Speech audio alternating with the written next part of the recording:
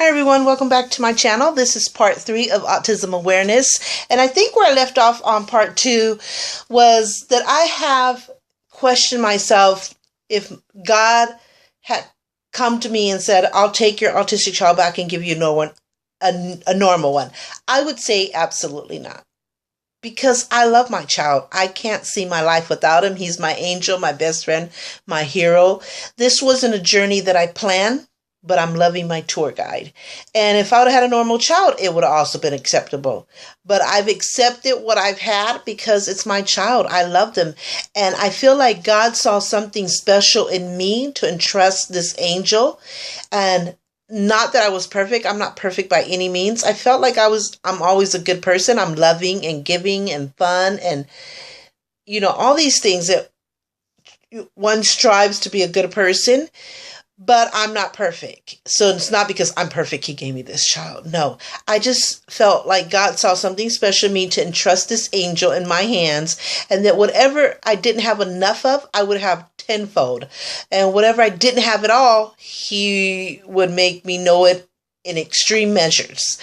And not that I believe that God seeks out to I'm going to hurt you by giving you just a child. You're going to have a perfect child. No. It is what it is, and I think God knows that it's going to happen, and He has His reasons, and I really believe that because my son came to the kitchen one day as I was washing dishes a couple of years ago, or maybe a few years ago, and he said, God must have had His reasons, and I'm like, reasons for what? And he goes, why He made me autistic, and I'm like, why do you think God made you autistic? And he said, because if I was a normal child, maybe I would be with wrong friends or alcohol or be on drugs or be in jail. And because I'm autistic, I play with little toys. I love my movies. I love my room. I'm happy. I'm safe. I'm comfortable. I love being here with you guys. I don't want to be a normal child. And sometimes it's hard. But God must have had His reasons. And it was like, wow, a wow moment. Because I know that there's a reason for everything. And God never is going to let you go and not take care of you. Whatever cards you're dealt, He's going to help you through it. And so I believe He must have had His reasons. And my son could have came out perfectly normal, I'm great and nice and been a productive citizen and a good person and a big heart, but there's chances that he couldn't have. And so at this age, being 20, I've often wondered, if he had been normal, if I would have been the mother that had to worry and stuff like that. And, oh God, it's 2:00 in the morning. He's not here. Of course, you're going to have to respect me in my home. That's to all my children. And I'm not that kind of a mother that if you choose to be in drugs and alcohol, that you're going to bring me down with you. I'm going to love you always, and I'm going to try to help you, but I'm not going to continue to try to help you if you continue to choose that path. I'm not going to be like those mothers on intervention that, oh my God, wasting my years of life. No, I'm going to try to be as happy as I can be, as peaceful as I can be. I'm going to pray for you. I'm going to, try to check in and see what's going on, but you need to keep it moving because I am. Because when an addict is an alcohol addict or drug addict or whatever the whole family suffers, not just that person. And I just refuse. And I know people say that's easier said than done. I've studied alcohol and drug programs. I know what it's all about. And I've watched the show Intervention, which I love and I learned so much from as well. But I just refuse. I know my boundaries. I know my limits. I know my strengths and my weaknesses. And that's just not going to be one of them. So, and that's not on the topic of autism, but this is something that I've always said to my children. And thank God that I'm blessed to have productive children, that they're beautiful inside and out, that they're loving and giving and patient and grateful, and they love school and they love working, and I'm just really a blessed mom. And I pray that they're always, that way, which I'm pretty sure, but, life is weird. So yeah, God has its reasons, it was something that I really believe. And like I said, this is not a journey that any of us planned, but I'm loving the tour guide. I mean, it is a long, long journey. It's a forever journey. It's a difficult journey. It has a lot of sadness, a lot of fears, but it also has a lot of blessings and a lot of special moments. And it's just like, it has its wonders. But of course, we still want answers. We still strive for research in a cause, so that less and less people are diagnosed with autism or are autistic. And if we do end up still having autistic children, that we're prepared, that we're more informed. And by finding a cause, it would be the ultimate miracle, because then we know why and what we can do. A cure is not so much in my vocabulary, because it would be like saying, I wish I had a normal child. And sure, I wouldn't mind things getting better, like the nonverbal children to be verbal, so they can say I love you to their moms, and they can communicate. That definitely is something I would hope that all autistic children would stop being nonverbal, so they can have that wonderful communication and to be able to express themselves. So if that's part of a cure, okay, then yes. My son was nonverbal for many years, and now he's verbal. And maybe, they didn't suffer as much probably health-wise and things like that. But to say, I want a complete cure so my son is never autistic, and it's like saying, yeah, give me another child, or give me that child, but bring them different. Bring them back normal. My child is everything to me, and we're on this journey together, and it'll be to the end. So, but we are looking for research as far as information, a cause, signs, early intervention, early prevention.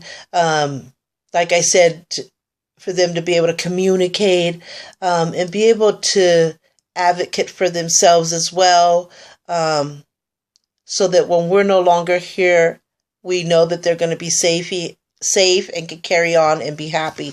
So those are the things that, when I do this march and I, spread autism awareness, I just want to help other mothers, fathers, parents, loved ones to be able to be more prepared, or, like not be stunned, like I had never heard of autism, so that they can get the help faster and better than I've had to navigate through the years, where they know what autism is and what it's about, so they're more prepared in case they have an autistic child, what resources are available to them, why we spread awareness, what we're about, what it's all about, And so I spread the awareness to help other parents. And so when they're going on this journey and they go through those rough, difficult, hard, sad times, I can say I've been there, done that. I know how you feel,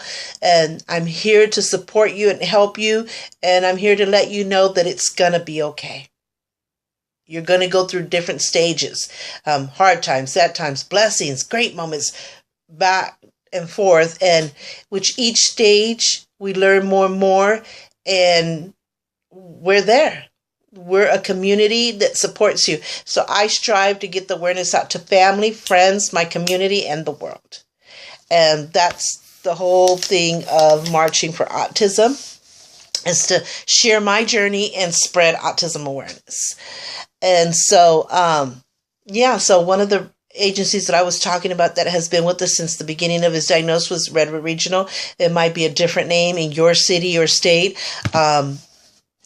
And in fact, I just had his IPP, and we're making sure that he needs some dental work, make sure he gets his cleanings, finding a dentist that is patient, that has some knowledge of autism, because a lot of dentists are not patient. They almost want you to knock them out like can you put them to sleep so I could work on them? Or they're too rigid. I can't handle it. So we're trying to find a good dentist that can be patient and loving in the way they handled Alexis' dental work. Making sure that he continues to see his autism specialist every 2 years, whether it's in person or via satellite, because we've done that. He has a lot of foot problems and his feet hurt and he can't walk that much. So his insurance doesn't cover that type of doctor. So we're looking for a doctor that does. And I think we found one, and we got to get the referral and get that going. His respite continues. Just anything that he wants to do, like he wants to travel, they'll support that. Anything, just they're with him for the journey. And so, and I'm really blessed and thankful. So my son is 20. He was born in 1995 in October. And I'm going to do other videos where I will introduce you to my son, and I will show you some of his high functioning features, where he's a genius, things that are special to him, special places, special topics, special things, so that you can see for yourself, who my son is and what is autism from him, directly from him. I'm sorry, just throwing my hair at you. And so I'm trying not to miss anything. And some of the websites, resources. Like I said, in my town, it's Redwood Regional. It could be an agency in your town that helps with diagnosis, treatment, tests, any kind of benefits or help that you need. There must be something in your town or your state. Look up for that. Look on Google or whatever. There's also a lot of websites that I recommend. Of course, Autism Speaks is a very big advocate for autism awareness. There's been a few people really not liking Autism Speaks, and I haven't had any bad experiences. And whoever is willing, there was some discrepancies about where the funding is really going, things that they represent. And as far as I know, and from having experience with them, I really see nothing wrong. I believe that the money has gone to correct funding and research, and when we pray that it does. If I ever find out different, then I'll decide if I want to continue to support them or not. In fact, I'm doing an Autism Speaks walk that I do every year, which is always in April. It's always on a Saturday, and it's always in San Jose. That's the closest to me. They do it all around the world, but that one's the one that's closest to me. And so that Autism Speaks, there's Autism Talk. There's my Facebook group, which is Autism Faces. There's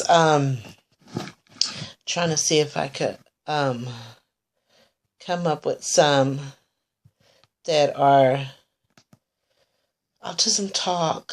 I think there's an Autism Mom site.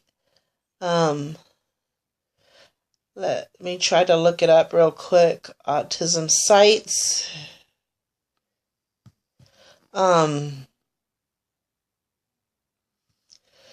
10 of the autism websites that recommended. Let's see what I have here. Oh, this is going to be hard to see. There's autismspeaks.org, of course, which is number one. autismsociety.org, disabilityscoop.com, autism.org, autism.com, autismweb.com, autismbeacon.com. Those are some that are recommended, but the ones that if I could look it up, that I really like is, I think there's one even called Autism Angels. Let's see, there's Minds, which is Autism Faces. Inked for Autism. They deal with more so if you want an autism tattoo for your child or loved one or whatever. Inked for Autism. I'm trying to see if I see more right away. Autism Awareness, and it has a ribbon symbol. And they sell like a lot of jewelry like this. And this is a beautiful one. It says, I love someone with autism to the moon and back, to infinity and beyond. That's really beautiful. So that's Autism. Bring it down, bring it down, bring it down. Autism Awareness. That's what it's called right there. And then there's, see if I just see a little, because they come up periodically. This one is Touched by Autism. It's kind of like that. Touched by Autism. Just try to see a few here. There's the Autism Speaks. And there's so many different ones. See if I can find some more real quick. I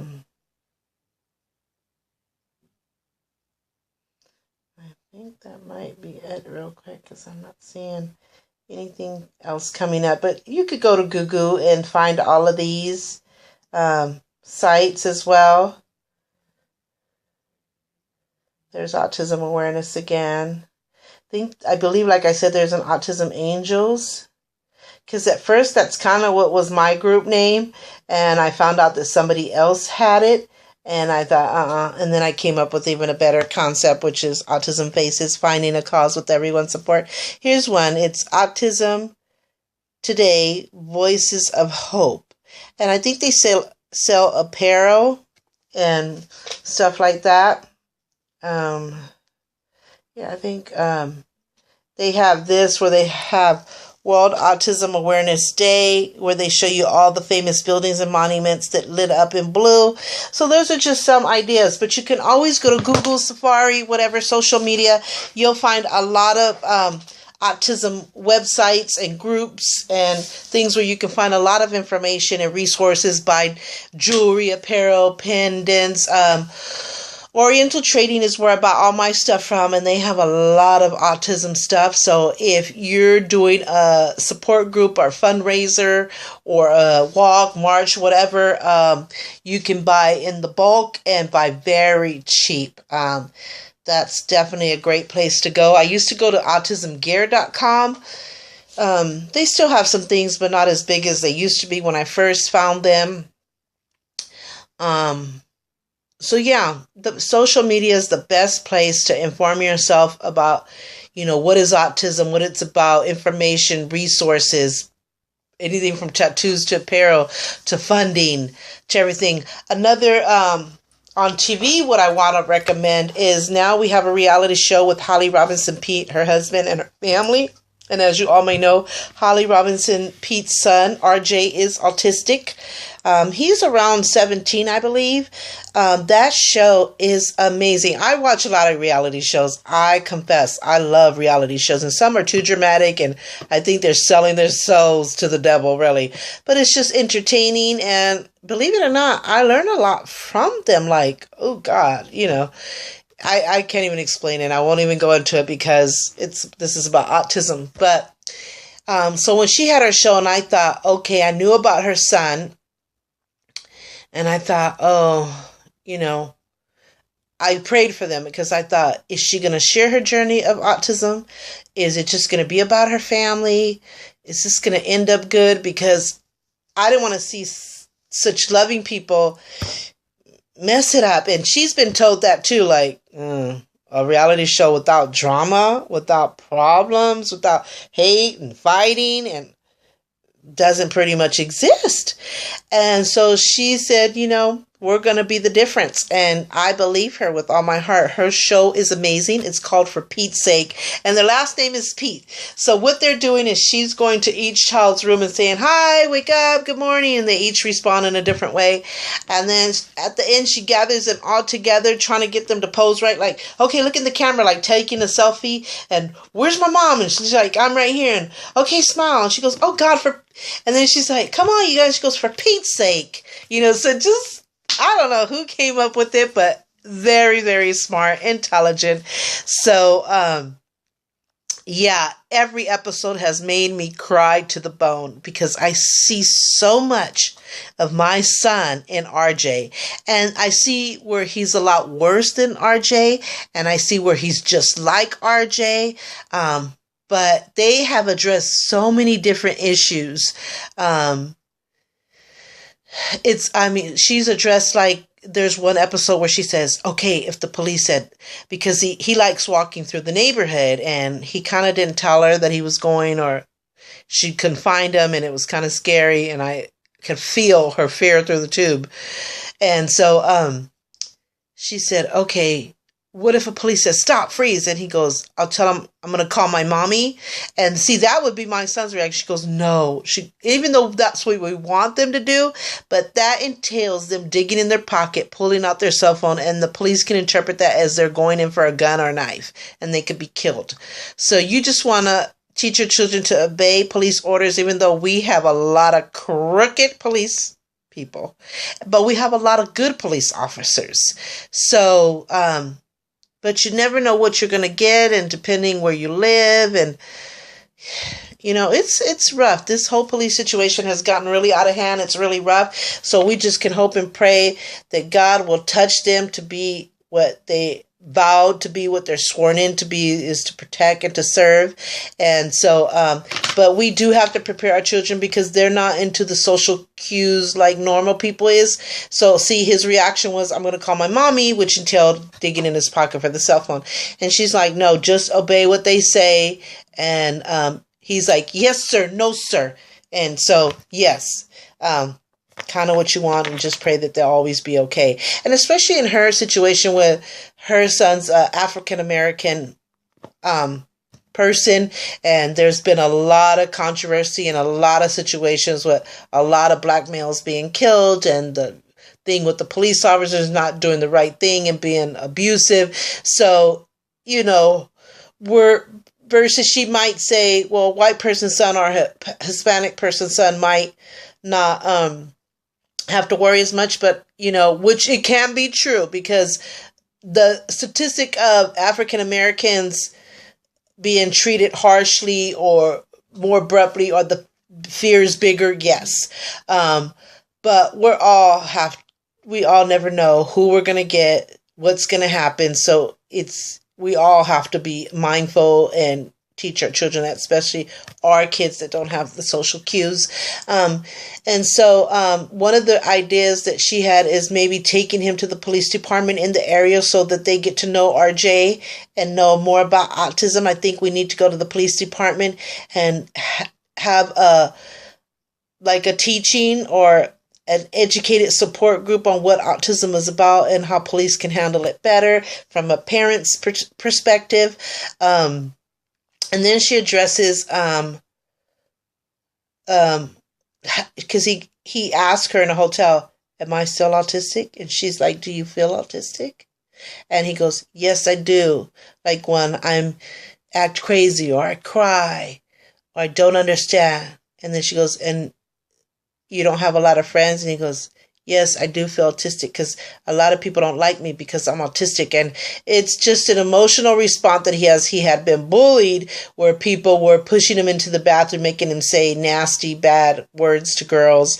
And it broke my heart because my son was bullied as well. And there was a boy who would hide behind a tree because he was in a special ed class, but there was one mainstream class that he had to go to, and this kid would hide behind the tree and threaten to hit him and blocked his way so he couldn't go to class, and he's suffered this for months until I noticed he shut down.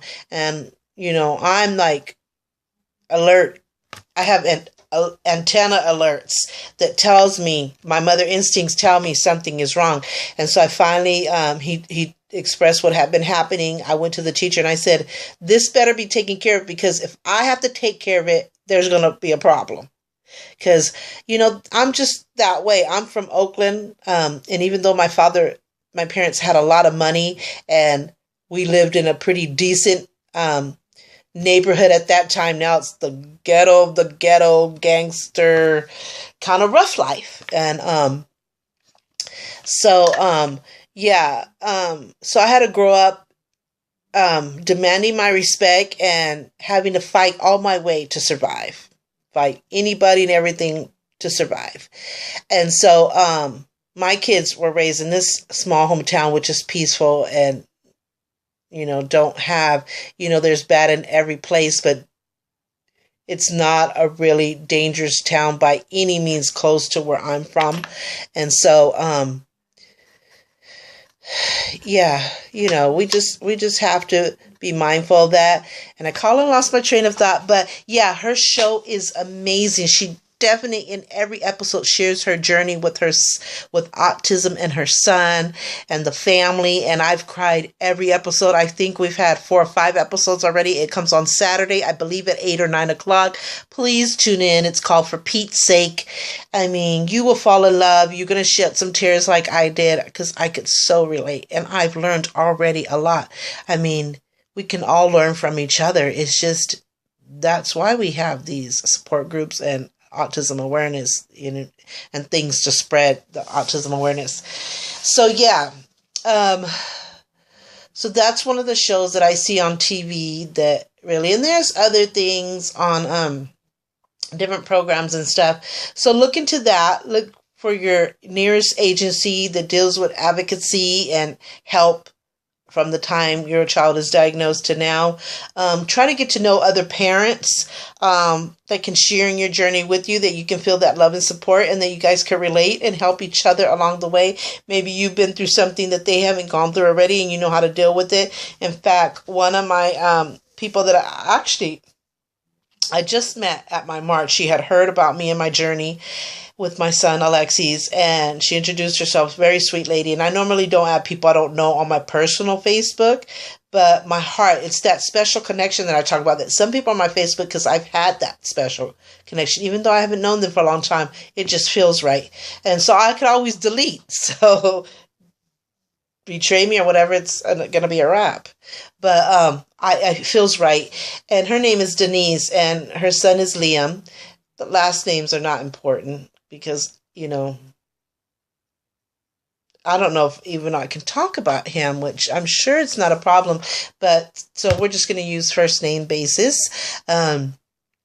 But beautiful child, and she just was going through the thing of sleeping, like he's having a hard time sleeping, and he takes a certain medication, but I think she was out of it, and sometimes she has to pull all-nighters. And I put a comment, I so related, because my son went through that for years. He wouldn't sleep for 3 days and be down for one whole day, and it would go on and on and on. And we tried soft music, ocean sounds. We tried lights off, less lights, night lights.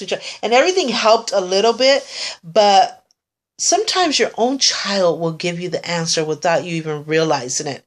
And finally, his autism specialist said, let's try Benadryl. Benadryl's for allergies, which is great because he has a lot of allergies. So it helped him for his allergies, and it also helps for sleep. We don't give it to him all the time, only when he absolutely needs it. And one day he said to me, I can't shut my brain off. And I'm like, what? And he goes, my brain keeps going. I can't shut it off. I need to sleep. I can't shut it off. Help me sleep.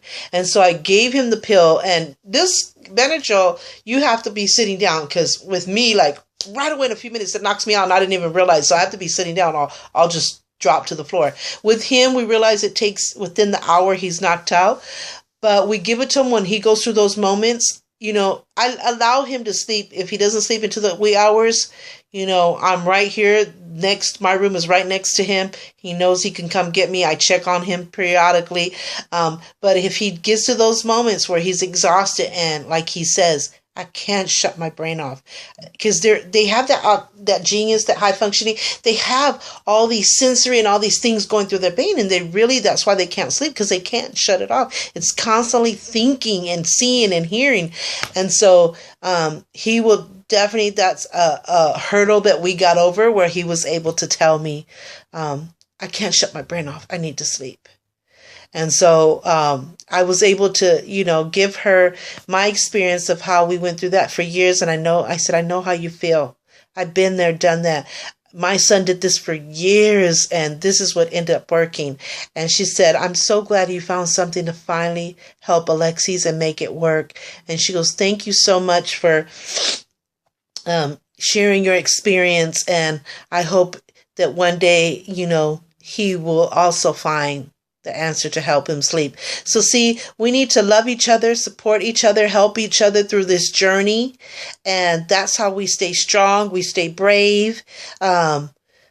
We just stay a force, that can't be broken, a bond that can't be broken. And our child will, because if I had known about autism and had all these parents that, had, kind of shared with me their journey, and then I have my son. I know somebody who's autistic. I've heard of autism before. I feel I would have been more prepared and not as shocked. But, it had to happen the way it happened for me. But if we can have that, where somebody's journey and experience can prepare us, then, hey, the more the better. So my camera is going to stop pretty soon. This can go into a possible 4-part. April is Autism Awareness Month. I'll be doing a lot of events that I'll be sharing with you. One being the Autism Speaks Walk that I'll be doing on the 23rd.